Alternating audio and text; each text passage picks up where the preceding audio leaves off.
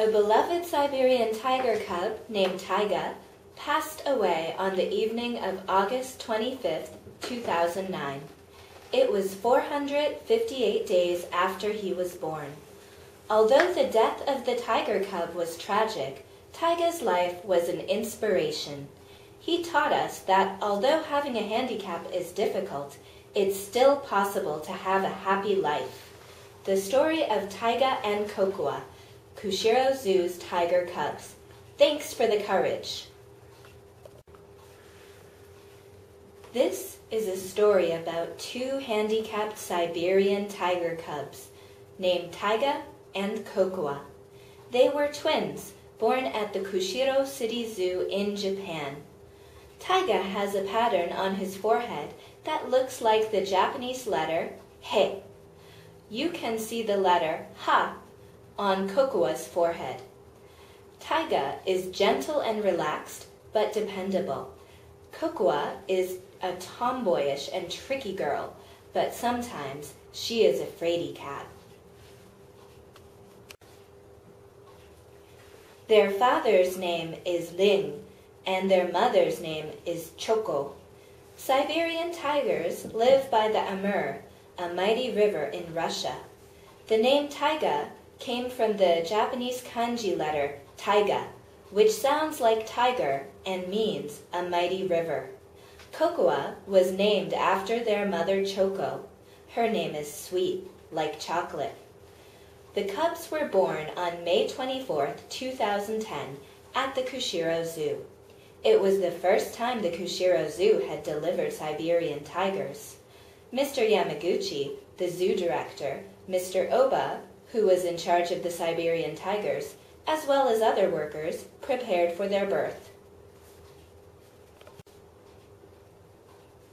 However, when they woke up on the morning of May 24th, they saw 3 babies lying completely still on the floor. They weren't moving. Their mother, Choco, watched them helplessly. The zookeepers couldn't enter the tiger's room, so they moved the mother to a different room as quickly as they could. Then the zookeepers entered the room and gently took the babies in their arms. Their bodies were very cold and felt like ice, but they were moving a little bit. They were alive.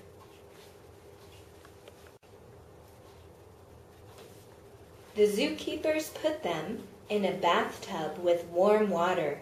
They rubbed their little bodies in order to get their blood moving. They changed the warm water again and again. 1 hour later, the tiger cubs' bodies became warm and they started to move their legs. The zookeepers dried their wet bodies with hand dryers and started feeding milk to the one who had finished drying first. Sadly, the smallest of them went to heaven.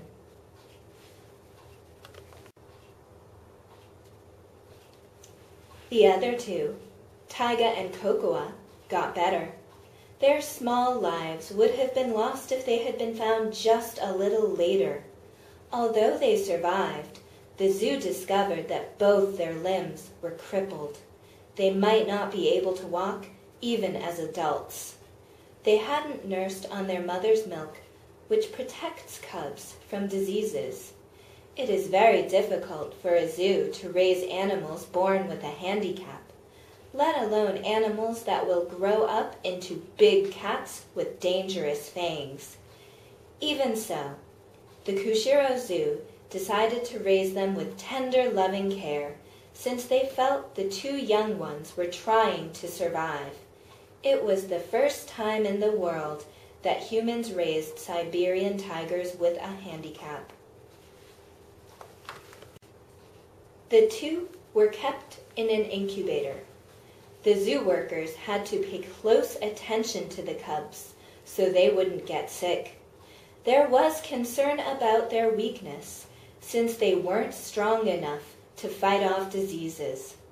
There was a possibility that even a slight injury or an insect bite might kill them. They fed them milk from a bottle. The zoo staff fed them every 2 hours and cleaned them after they went to the bathroom. After that, they stretched the cub's crooked legs.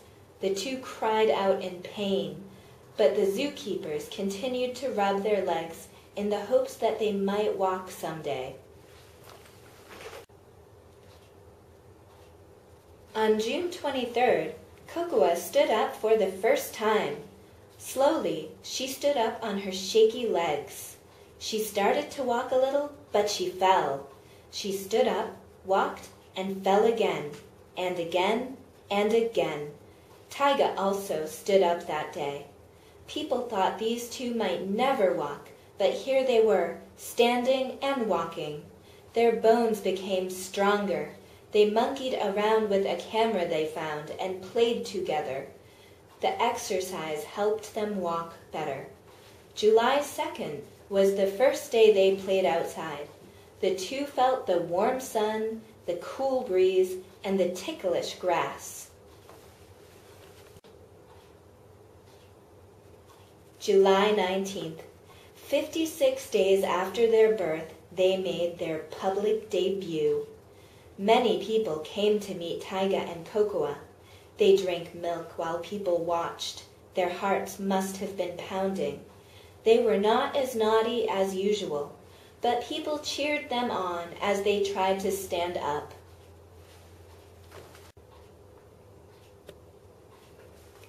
On August 4th, a university in Hokkaido examined them. They found out that the cub's back legs were not growing normally and were deformed. The cause was unknown.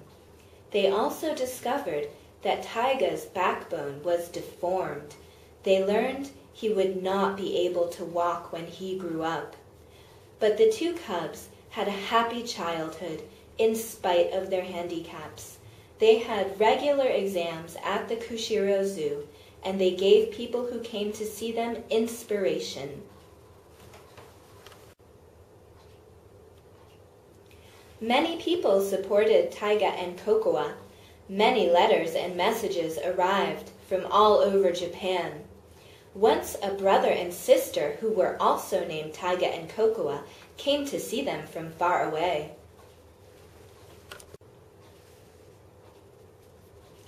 Taiga and Cocoa played in the water a lot during summertime. They played in the fallen leaves in autumn. At Christmas, the zoo curator made a snowman for them. Cats don't like water, but tigers love to play in the water, even when it's cold outside. Taiga and Cocoa played in the water a lot.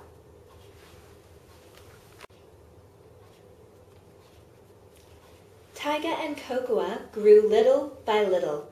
Their teeth grew strong. Their claws started to become dangerous. It was time to give Taiga and Cocoa a larger room. The Kushiro Zoo decided to make a new one for them.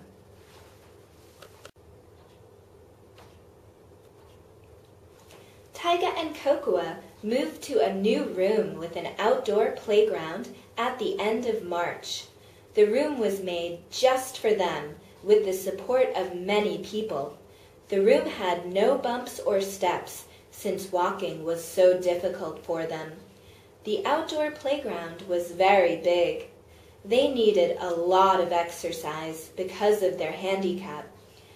The playground was covered with grass so that they could move more easily, but the mischievous Cocoa tried to dig up the grass. There was an opening ceremony for the new room on April 5th. Many people came to see them and even sang a song for them. People could come to see them at any time from now on.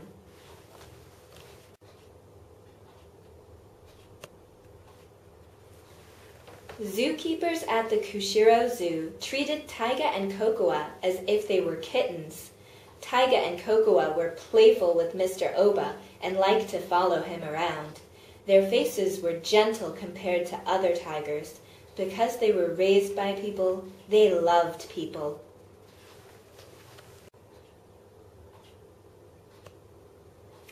Mr. Yamaguchi, the zoo director, said, "Taiga and Cocoa taught us a lot.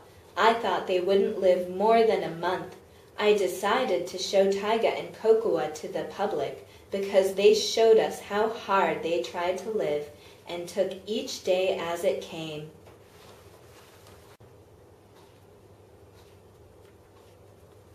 The Cubs celebrated their first birthday on May 24th, 2009. Many people gathered to celebrate their birthday. Many flowers and presents arrived. Mr. Oba gave them a cake made of meat. Taiga was the first to eat it. People had worried that the Cubs might not survive, but here was their first birthday. It was a happy birthday. Many people celebrated it with them.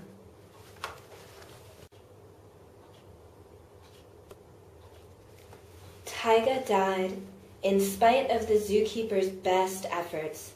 Mr. Yamaguchi said, "He can't come back, but when he was alive, his life was a shining example." We wish Cocoa a happy life on earth, and Taiga a happy one in heaven. We hope that the story of Taiga and Cocoa will last a long time. Taiga and Cocoa truly gave us a lot of courage. Now it's our turn to give Cocoa courage and support. Let's shout, "Hooray! Hooray, Cocoa!" when we visit the zoo. Hooray! Hooray, Cocoa!